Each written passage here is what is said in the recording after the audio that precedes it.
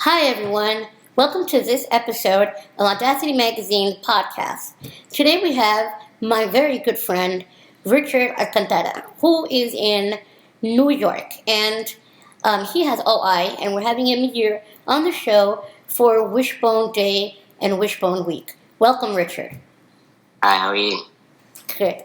So I'm going to tell everyone because it might get a little silly, and I want our viewers to know that we're very, very close. And so sometimes we're going to be joking around, but don't worry, we're going to get a lot of value out of this podcast. Let's start off with a good joke. Why don't you tell us where you live? That's funny. I live in Peekskill, New York. Peekskill, New York. For those of us that are very old, 40s and above, he basically lives with the people on the facts of life. So Mrs. Garrett might just be knocking at any minute on his door and giving him his lunch. So this move on. Funny. From there we have the fact that, where are you from originally? Originally from the Bronx. My family, though, comes from the Dominican Republic, so I'm Hispanic. But I grew up in the Bronx. Spent most of my years growing up living in the Bronx, South Bronx. And we moved up here in 2004. So you've been a Peekskill person since 2004? Yeah. You take the good and you take the bad. You take them both. And there you have Peekskill. Okay. So, I know I'm going to do a lot of facts of life, little trivia in here. It's hilarious. Tell us a little bit about the type of OI that you have. All right, so I can say that I don't really know what my diagnosis is in terms of what type of OI. Maybe I was diagnosed, a long time ago, but I just don't recall that. I know that I've never actually gone and asked. But I can assume, from my assumptions, from what I know about OI, that I think I'm a type 4. You think you're a type 4?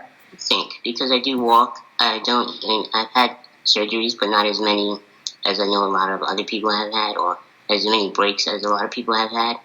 People who are type 3, but maybe could be a type 3. Someone said that I might just be like a mild type 3. But I'm not. How many have you had? How many breaks? Fractures, yes. Okay. That I don't know, but I would say, I don't know, 30, 40, maybe a little more. 40? Yeah, maybe. You're Superman. But it's hard to say. Huh? That means you're Superman. Well, I mean, I've had like these little breaks, like crack your rib every now and then but that doesn't happen to me as often as I hear some other people have. Like, some people fracture their ribs every time they catch a cold. That doesn't happen to me all the time. The last time it happened to me was, say, 2 years ago. I had a bad cold and coughing, sneezing, cracked the rib up here. So awkward because I've never had a crack up here. You tend to break more on the upper body. On the side. I usually, when I crack a rib, it's usually on the side. So this one was kind of weird that it was like hurting up here. It's weird. That was probably the first time I've ever had that one. Now, you do something that I don't do, and that's you walk. Yes, I do. Okay. You walk with a cane, correct? Yes. Although I have to say that when I was younger, I didn't start walking with a cane until I was in college.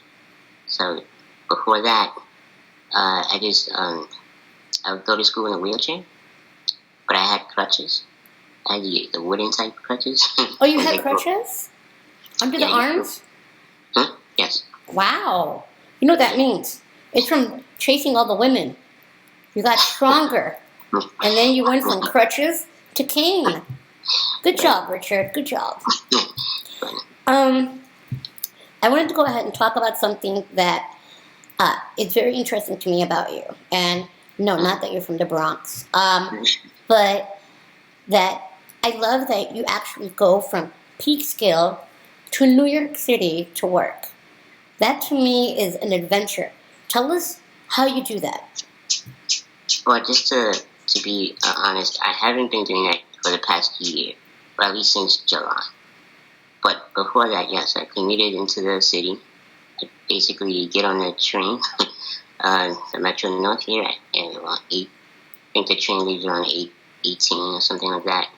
And I get into the city, Grand Central, about little after 9:30 or around 9:30, and get to the office around 10. It's basically it's a long commute, and if you know New York City, it's pretty crowded, especially at Grand Central, and especially when trains are down, that's even worse. But yeah, it's pretty crowded. The subway is pretty crowded as well, but I manage. It's not too difficult for me. Interesting. Now, here's the deal. What's your experience when you're in New York City and there you are maneuvering the people that to me appear like giants and I'm in a wheelchair? So, how do you handle that you don't get trampled on? Should we be afraid if we go to New York City? I really think it depends how well you are walking in crowded areas. I guess I've gotten used to it, so I know like a lot of people might look at me and say, "Whoa, how can you walk through that kind of a crowd like that?" But I manage it well. I don't. I do. If I actually put a camera on me, you'd see me almost like dodging and weaving people. People are almost about to hit me and run into me because, of course, everybody's looking at their phone while they're walking, which is just like the common thing now. But yeah, I'm always just kind of maneuvering. Sometimes that's how you got your moves then. Walk straight and make everybody else walk around. So in other words, I'm not like stopping. This is where I'm going. I'm going straight unless I have to. But most times I just keep walking and let everybody else, jump out. It's the only way, or else I'll end up never getting to my destination. That's scary. I don't know. If I did that, there would be like a huge horn, and me screaming, "Move out of the way!" And so I think that's very amazing. I always tell you that. I go, I would not do that. That's insane. So tell us, what do you do for a living that makes you want to go from Peekskill to New York City? So I work in the affiliate marketing space. Right now, though, the company that I work for concentrates on email marketing. But we still do affiliate marketing. We actually run affiliate offers within our company. But I've been in the affiliate space since 2006. I've gone from several different affiliate networks that I worked for as an affiliate manager, which is basically pushing campaigns to publishers or affiliates, and they run traffic to these campaigns, driving leads to the advertising. And so I used to work as an affiliate manager for many years, and through that I met a guy who runs a small email marketing company, and he was looking for some new employees. At the time, I was just sort of like transitioning, like moving from one affiliate. I was actually hopping around, like jumping from one affiliate network to another. At the time, just didn't really have a full-time steady job. So he told me to come in and see, telling me that he had a position available, and we went from there. And he hired me. So let me ask you another question with that part. You're a bit of an entrepreneur, so yeah, I'm going to throw you under the bus on that part because you act like you're working for another company, but which you are. However, you also have like what I call a side hustle, because I noticed that on your bookshelf you have several books on being an entrepreneur. So what is your side hustle, or what are you in the process of creating? Well, right now I do have a side hustle. I've been creating small e-commerce websites. So a lot of people right now in the affiliate space have also been doing the same thing. Since they know how to drive leads, a lot of people have decided they can drive leads or sales to their own little websites that they create. And so I've been working on a couple of e-commerce websites. Drop shipping is what's really popular right now, and a lot of people use Shopify as a platform. So that's what I've been sort of like using, and just learning a lot about Shopify and how to use it and how to promote products on Facebook and drive sales. I also know that you dabble in the Bitcoin and all that cryptocurrency stuff. So, what do you still do it? Are you still into it? I believe that the Bitcoin space, the cryptocurrency space right now, of course, it had to be a shakeout. It was obviously way overvalued last year, and so since then it's dropped a lot, like 90%. Most cryptocurrencies have dropped, significantly. I think the ones that are viable currencies, are viable cryptocurrencies, are going to stay in the space. Bitcoin is obviously not really going anywhere. It started to climb back up. I think it reached a low of like 3,100. Obviously, from a high of 20,000, that's a huge drop. But it started to climb back up, and I think that's because basically people needed to get rid of all the people who had losses, took their losses, and So I go ahead and I wanted to talk about all these things that you do because it kind of lets people know that there's not, how shall we say, there's more than one way to skin a cat. So you have your hand in several cookie jars. You're working or you're into the cryptocurrency or anything that there is. It's almost as if you're not allowing your physical disability to stop you from making money. Because I know you like money a lot, right? right. Okay. So you would go ahead and agree that maybe other people, regardless whether it's OI or another disability, they need to go find a hustle that they can do. Something. Yes, exactly. I'm actually working on a project where it's not totally fleshed out yet. I haven't actually gotten it done yet. But it's a project. Basically, what I'm looking to do is create sort of a webinar or maybe a course that teaches people with disabilities how to start their own companies and probably focus on things that they can do from the house, from home, like anything internet marketing related, or just something that doesn't require a lot of maybe physical activity. Because I know that can be an issue for a lot of disabled people. It has been for me, so that's why I actually focused on things that I know I can do and don't have to worry. Like, I don't want to be an Uber driver because that's just not something that I would feel comfortable doing. Just sitting down driving for hours and hours is not something that I probably go insane. My back would probably hurt every day. So I know that that's not something I would do. But internet marketing is something almost anybody can do because they can do it from home. So that's kind of what I'm focusing on.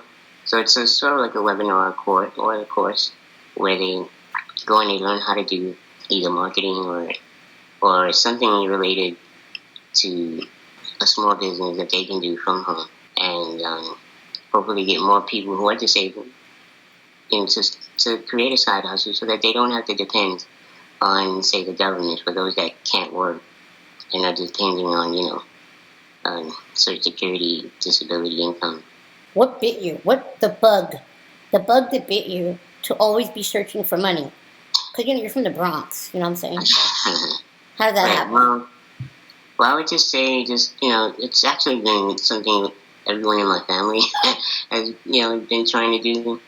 I can't say anyone here in my family is necessarily successful with their own entrepreneurial endeavors, but it's something that we've always focused on in my family. I think it's just because we wanted to get out of the Bronx, and I realized that I needed to do something because I don't really like working for other people. But when I'm kind of really independent in that way, and I actually like making my own rules. Or in other words, I just want to be in control of my time and things like that. And I want to be able to earn what I want to earn. I want to work for my money as opposed to just working for someone else and just hoping that I get a raise next year and then the next year after that and all that. And so, yeah, I've always been looking at, things that I can make money on as an entrepreneur. Well, let me tell you. You and I, we met each other at an OI conference. And I did a recording with Claudia and Sophia, who you know as well. And we were talking about OI conferences and everything. And, I think that I went through this long background with you because, in the end, we ended up meeting at an OI conference. Well, actually, according to you, you met me through Audacity magazine from the website, correct? Right. Okay. Oh, I met you. I found your website. I'm not even really sure how I found your website. I think it was at a Yahoo group, and I saw something in Audacity magazine. I thought, let me check this out. So I checked out the website. I was like, oh wow, it's really interesting. I like what this person is doing. Let me reach out to her. And and so we had been speaking for maybe close to a year, I guess. But the rest is history. Huh? The rest is history. Yes. So at the OI conference, I think that we learned more from our social time together. All of us. Remember, we were actually at a certain floor, and we made a circle, smack in the middle of the like kind of the lobby or whatever, and it was all of us were there talking to like 2, 3 in the morning, blah blah blah blah blah. And the OI conference is around the corner, and of course, this is going to be on Wishbone Day or Wishbone Week, and I wanted to know if you could make a suggestion, and OIF is listening, what would you say you would like to see more of at the conference? Interesting. I would say, and I've heard this from many people, adults who have OI, who go to these conferences, but there really isn't a lot of adult-related things, activities, or anything.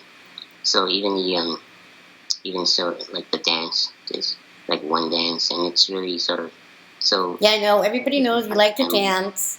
We all know that, It's a lot of it is focused on the family, and so you see a lot of children, and that's great. There's nothing wrong with that. I mean, I think that's really important. I wish I had that when I was a kid. I didn't get introduced to the OI Foundation and these events until I was till about 2005, 2006. That's when we met. Yeah, that was the first one I had attended, and I had never even really known what it would be like. I didn't know what it was going to be like or anything. But after going to several, I found that a lot of it is they do a lot of medical things, things, and it's great for parents to, the parents who want to know a little more about what's going on with, OI research and all of that. It's great. All of that is great. But at the end of the day, you can't cure people who, adults with OI. There's nothing to cure. We're already setting, our bones are already set, So you want more stuff for adults with OI? Sure. Medical and social. Medical would be good as well, but social definitely. Yeah, so anything, it could be maybe a separate party. So I'm we're gonna go with this one. The reason that you know so much is because you also attend another organization and their events. So I do attend the Little People of America events that they have every year, the national conference. They have one every year. I'm not really sure if I'm going to this one this year, which is in San Francisco, but I've met a lot of little people. There aren't that many people with OI who attend LPA, but I do.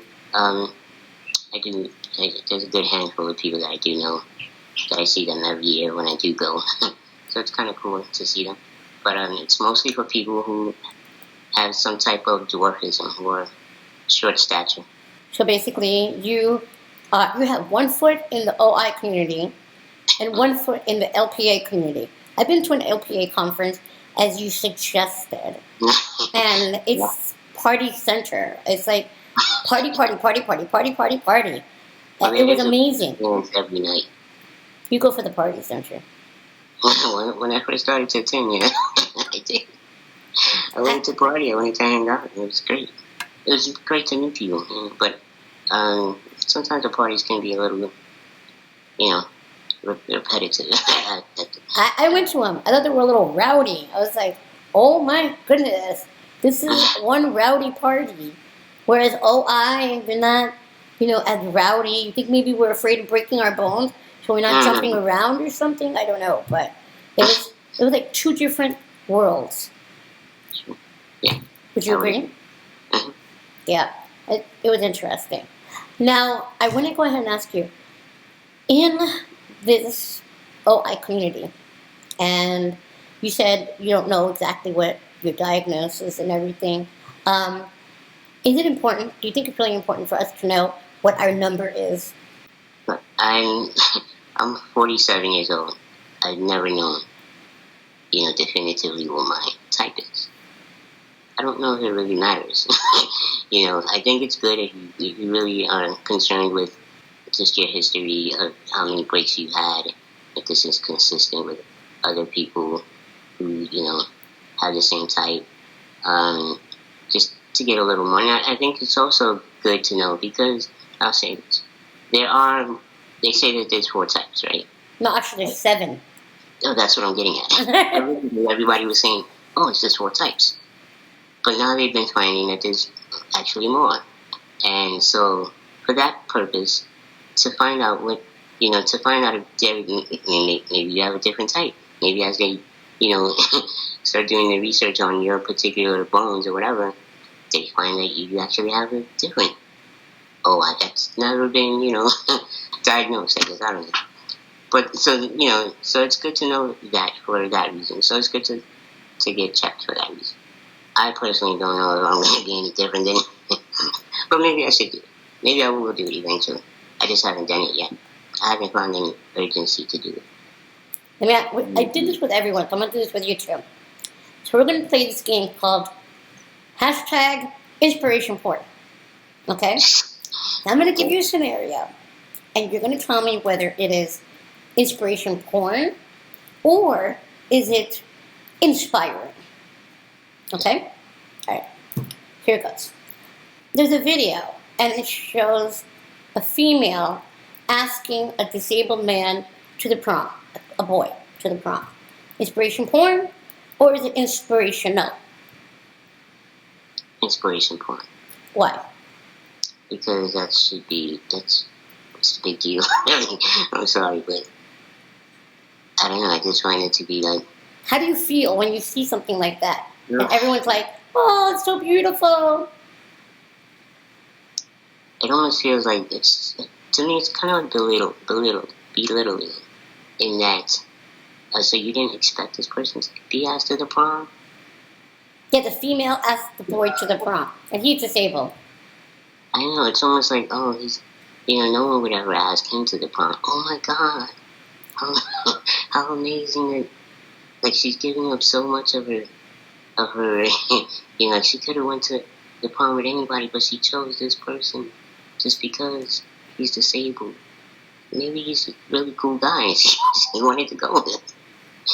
Okay, so what about you see a 3-minute video about a person with a disability who climbed Mount Everest? Inspirational porn or inspiring? That's inspiring because nobody does that. Most people just don't do that. Because you're like, oh my God, that's amazing. Yeah, that's amazing because most people just won't do it. And that's, average people, right? And so when I see someone who actually has a disability climbing something like, wow, I would not even try to do it. I'm inspired. You're inspired. It makes me want to do something. Do people come up to you and they go, they don't even know you. They just see you in the street and they just think, oh my gosh, you're so inspiring. Yeah, I have had that. Sometimes it's because I do travel in crowded cities. Like, I'll give you an example. So as we were talking earlier about Grand Central being very crowded and all that, right? You know how it is? There was a cop who constantly saw me every day going to work every day. So he comes up to me and he stops me. I'm wondering, why is he going to stop me for? I didn't do anything. And he's like, I just want to tell you, man, just keep doing what you're doing. And we got into a little 10-minute conversation. He was like, he didn't sound so like he was inspired and amazed. But he was like, man, he really, he liked that I was out there just going out there and doing my thing. Just going out there to work every day, never miss a day. And it's true, at that time I was not missing any days, and I was just constantly going to work. Okay, so is that inspiring or is that inspirational porn? It's hard to say. Only because, see, normally I'd be like, oh, it's not really, it's not that amazing that I'm going to work. But maybe because he knows the crowds in Grand Central and sees, kind of like what you were saying, like, wow, it's kind of crazy that you go to. It could be context. I mean, if you think about it, he's not going up to everyone that he sees going to work every single day. So there's some people that get offended. It's like, I'm going to work just like everyone else. But I also try to look at his point of view, and then I say, well, yeah, it was a little difficult for me to get to work every single day. I could either make the effort to go to work every single day, or I could just sit home and lick my wounds and cry about how I'm disabled. So that situation you said, to me, is more like it's inspiring. Like you inspired him, and but like you said, you gave it background information. You said he kept seeing you go to work, kept seeing you go to work. It's not like one day he saw you, he's like, hey, where are you going? And then you said, I'm going to work. And he's like, oh, wow, bro, I'm so inspired. Right. Right? Exactly. That's kind of how I feel. There are some times when people see me, never seen me before, and I just say that, wow, you inspire me. What I do. You have to tell him, is it my cane? You know? So that's inspiring. I wanted to go ahead and also talk about, I think that there's the Latino side. Even though we're going to do it in English, I do want to talk about some of the stereotypes for our non-Spanish speaking friends that, in my opinion, and you can disagree, and that a lot of times Latinos tend to have a very narrow point of view of disabled people. I see a lot of pity in our community, or inequality, or almost as if they put obstacles in front of us that we're trying to break. So we are not only disabled, but then we also have to carry the Latino crutch. You know? What do you think about that? Interesting. I would say that's kind of true. Although I don't know if that's... See, I see that a lot with my father. And I don't think he really thought I could be much because I was disabled. But I wasn't sure if that was the Hispanic side coming from, him, that coming from the Hispanic side, or just because he's much older and maybe back in the 30s and 40s. So my father was born in 31. He's 88, 87 actually. And so I don't know if maybe it's just back then they didn't see that. They didn't see people with disabilities actually becoming. So you think it could be a generational thing? I think so. I think a lot of it could be generational. Also, considering a lot of Hispanic people are just getting to this country, maybe back, in the old countries. In the old country. Oh, their homeland. Old country, really? Dominican Republic, come on. Yeah. You know what I mean. Back home. What they would call home, right? Mm-hmm. They're from. Maybe that's still, they weren't maybe as advanced socially. I don't know. I'm not really sure. I can't really speak on that in terms of what those countries are dealing with in terms of. You don't think it could be a stereotype? For example, a man is supposed to do this, and a man is supposed to do. Latinos have a lot of those. You're a woman. Your job is to stay home, take care of the kids, stuff like that. You man, you hunt, you do this. Obviously, I don't want the readers to flip out, but I'm being very sarcastic in a way, but yet in a way there are some people in the Latino community that do believe these things. Yeah, and so with that, probably they do believe that people with disabilities are, disabled and they really can't do as much. They can't be independent. So, again, I think that would probably, though, is probably changing generationally. I don't know if younger Hispanic people believe that as much. Who's been the biggest influence in your life? Good question. I know. I don't like to, say, oh, so-and-so is my hero, I'm not one of those people. So I kind of like, since I want to be a business person, I'm always just looking at different entrepreneurs and those who come from nothing or been able to just create amazing companies, and that's kind of like who I look up to. I wouldn't say look up to, but look at and say, wow, I want to be like that person. So there's a lot of entrepreneurs, and most of them are, the big. Give me someone. Richard Branson is one of my favorite entrepreneurs. Who? Richard Branson. Okay. The reason is because he's always creating. Like, he doesn't care what. If you think about his company, Virgin, he didn't box himself in and say, oh, well, all I can do is Virgin Music. I mean, you went out after different industries and just slapped the name Virgin on it and made it successful. Virgin Airlines, Virgin. He had Virgin music stores for a while. I'm not sure if that's still in existence, but. Wait, what about? Hold on. What? Because I said, not who do you look up to. I said, who has influenced you the most? So you said who you look up to is Richard Branson. Now, has he influenced you the most, or have been other people that have influenced you the most? See, that's why I don't know if I want to put any particular person as an influencer. like who's influenced me? I'm not really sure. Do you ever stop and think and say, you know what, so and so would do that? I'm gonna go for it. No one like that? Oh, I'm gonna get you more books, my friend. You need more books here. What So advice? I don't know, like, to name any particular person. Well, everyone has somebody that influences them. So that's why I was looking to see someone has motivated you and inspired you and influenced you that you've chosen to do a hustle. You've chosen to sit there and say, I've got to get up, I've got to get out, I've got to go earn money. I can't just sit here and waste away. This is not for me.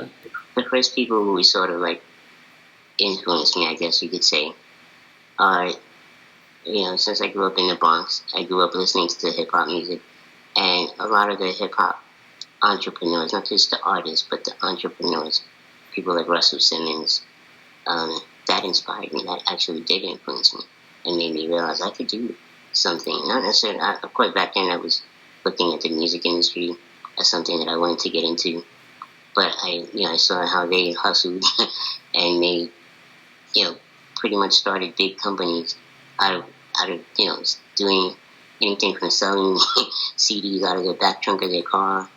Damon John, who started for Hulu.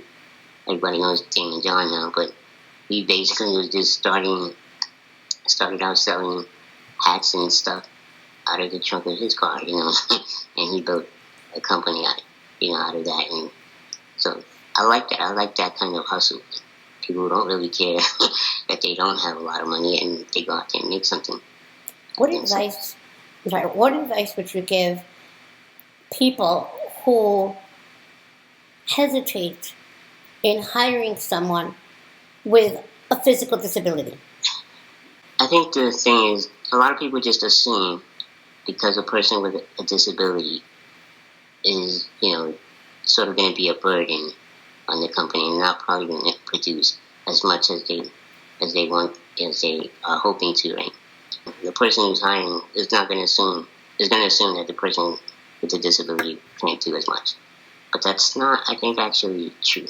I think the reality is that the person with a disability who's getting that job is probably going to fight, to prove himself or herself, and probably do even more than the other colleagues, and would probably be more loyal to the employer.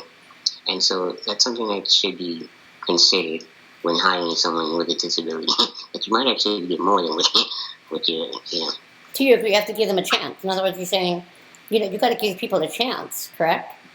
Exactly. Who's giving you a chance? I've been given several chances. Your sister, actually. My sister? Yes. She gave me a chance, and I think I proved myself when I worked for her. Backstory, so that the audience knows. I worked for Blink Ads, which is your sister's affiliate network that she had from 2006 to 2012. And I went from just being an affiliate manager to senior affiliate manager to then being the director of marketing at a company, and I think I did a pretty good job at it, to move up the ranks that way. Now, before you did that, you did something else. You were doing accounting or something? What is it? So I went to college for accounting. So although I kind of didn't really get too much work in accounting, it's not really what I wanted to do anyway with my life.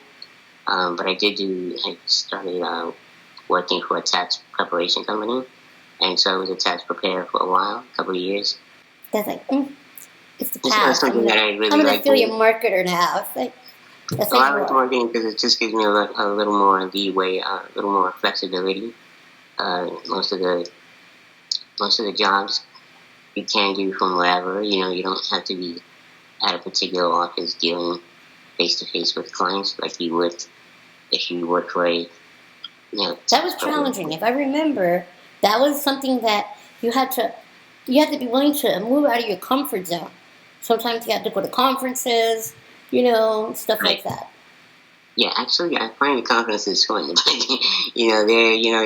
It's great. It's a great place to actually meet people, because if you're in marketing space, you're talking to people on the internet all the time. You're sending them emails, maybe on the phone, in Skype or whatever, and you're not really like seeing them face to face.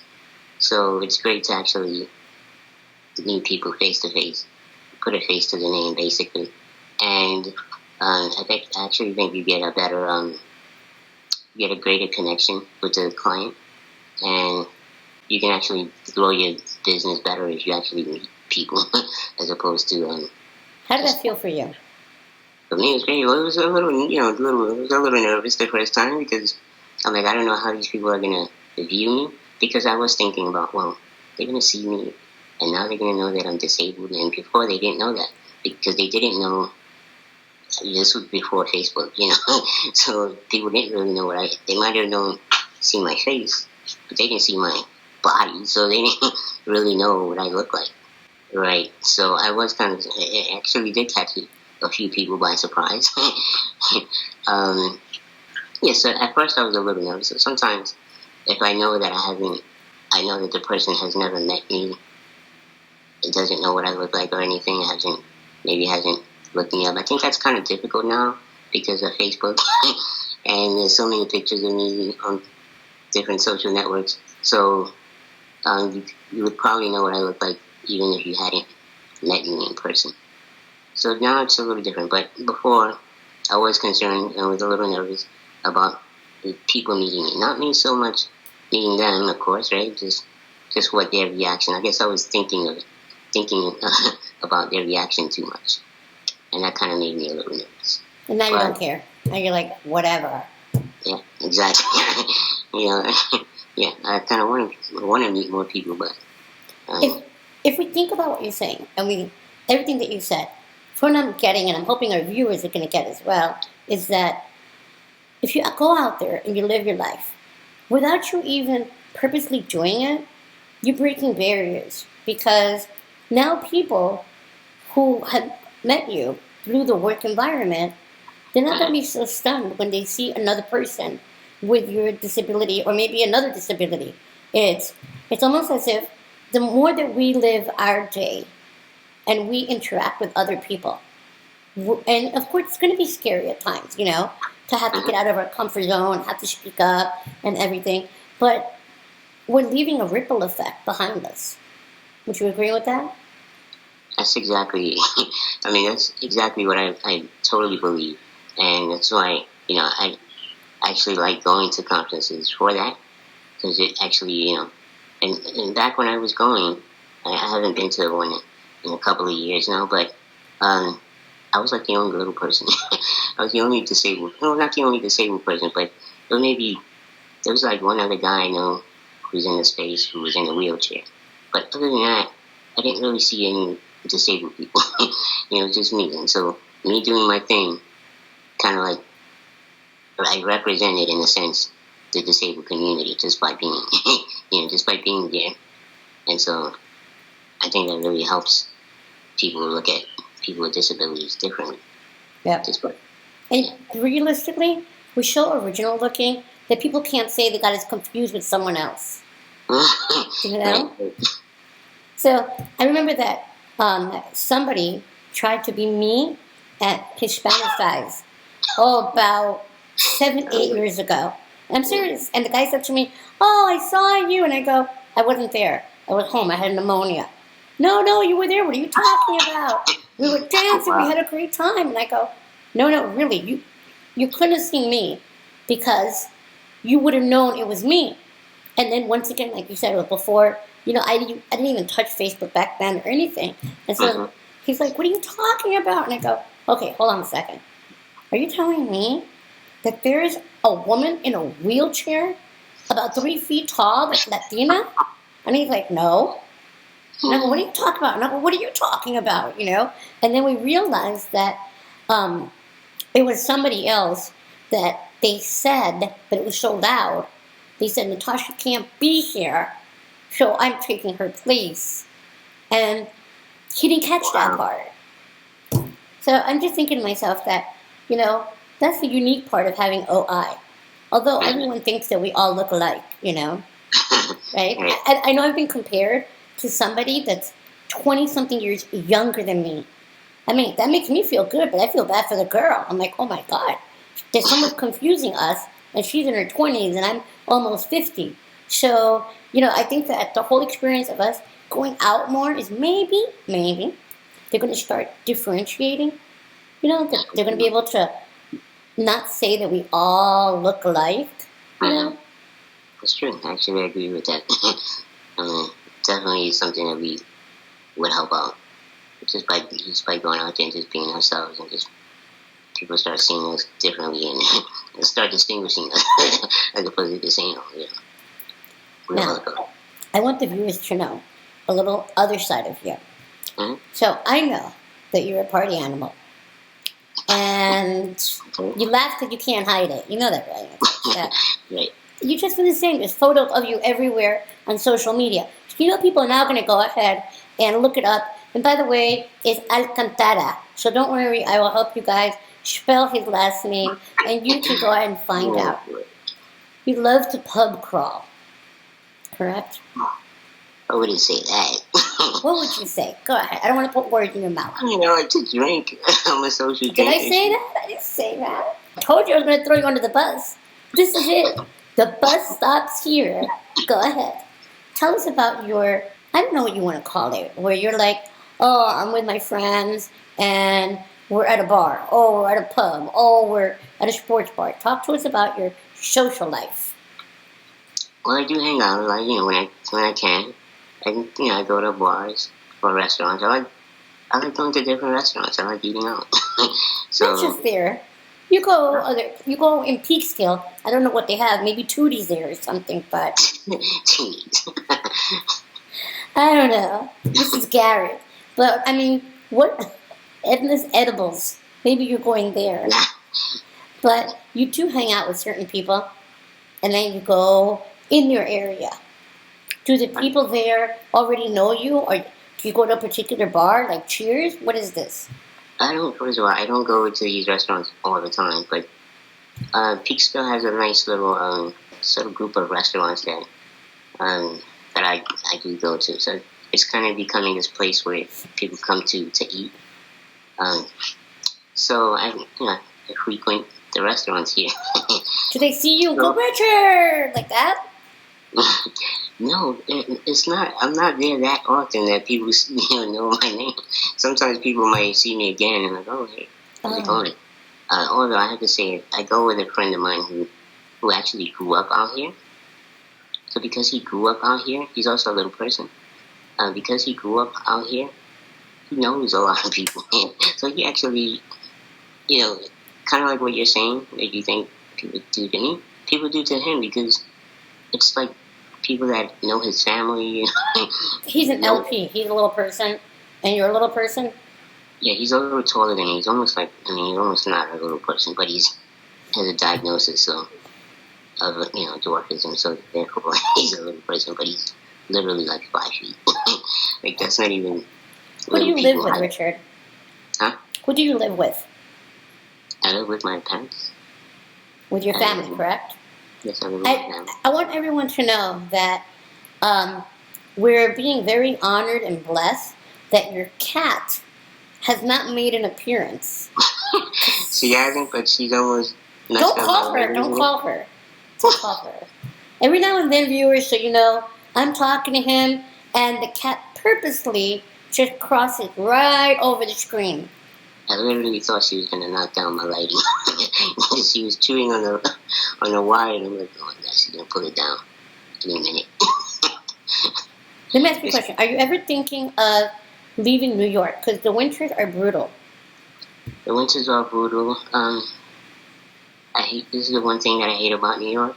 I hate New York from January, February, and March. Literally hate those Really? months. Even March? March, because it's not always as, it doesn't always get warm. There's a lot of snowstorms that still happen in March. What about October, November, December? Yeah, but that's like, the Christmas season. So I love New York in the Christmas season. I like October. Even though it gets pretty cold, it can get pretty cold. It doesn't really snow in October. It's not that cold. And, it's Halloween. So I love that fall. I love New York in the fall. Me or too. the Northeast in the fall. And you see the changing colors of the leaves. It's just beautiful. Especially out here in Peekskill, because you see the mountains and all that. It's something that you didn't see in Let me ask you a growing up in question. the Bronx. We're going to be wrapping it up here. I wanted to ask you, where do you see yourself in 5 years? Because I know you've got all these hustles going on, and you have a social life, and you're there living with your family, which, by the way, everybody, he has a great mother, a fantastic mom. That woman deserves major props because she treats you really well. So, I mean, you gotta give credit where credit is there, my friend, And in 5 years, what are you hoping to have accomplished, or in the middle of, what do you see for yourself? I hope very soon that I get my own company off the ground. I haven't, just my e-commerce websites that they start doing very well. And I'm also doing other things that I did not speak about. I do want to get into real estate, to do work with my brother to help him start his own real estate thing. Something that we used to talk about doing a long time ago, which is buying and flipping houses, buying rundown houses and fixing them. So that's what my brothers know how to do. We've always talked about that. We just never got all of our minds together to do this. But that's something I would want to be doing. I just want to have my own company up, doing well. Just looking at all the possibilities that I could, live.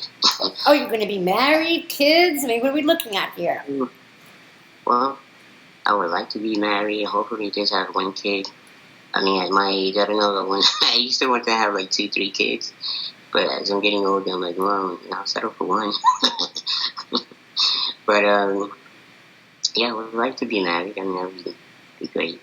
Sounds good.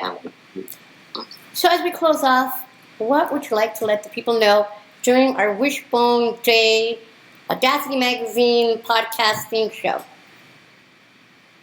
I would say for people with OI, just, keep on living your life. Keep on trying to be better than you were the day before. Basically, always try to better yourself. Always try to, being interrupted. Could that be it? Is it time? It is time. Did we get to meet Mom? Is it Mom? No, it's actually my brother. Oh. Okay, we're going to let you go then. Quickly, say goodbye to the people then. Alright, bye, community, Audacity community. Bye, people.